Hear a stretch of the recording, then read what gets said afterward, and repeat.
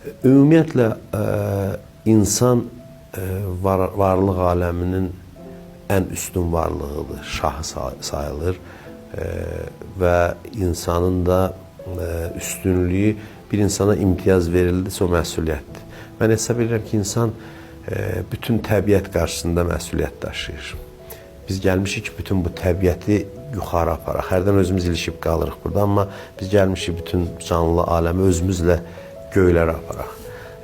Yəni bu dərin bir fəlsəfədir. Hər bir canlı insana xidmət edir və insan bundan qürurlanmamalıdır. Ətraf mühitə borclu olduğunu bilməlidir. O cümlədən də heyvanlara, canlılara. Mən bir alimin həyatında oxumuşdum.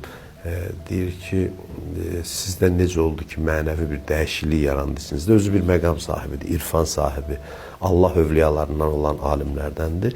Deyir ki, mən qarlı, soyuq bir qış günündə evə ciyər alıb gətirirdim.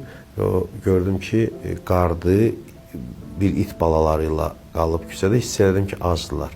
Əlimdə olan o ciyəri verdim o heyvanlara. Ondan sonra gördüm ki, bəsirət gözüm açıldı. Daxilimdə bir mənəvi dəyişiklik yarandı.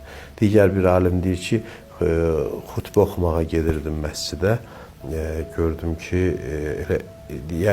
bəli, bir it idi, deyir, qalmışdı yağışın altında. Mən deyir, əbamı çıxartdım, dayandım yağışın qarşısında, xutbəyə də gedib çatmadım. Elə onu qorudum, ondan sonra hiss elədim ki, Allahın mənə lütfü, mərhəməti çoxaldı.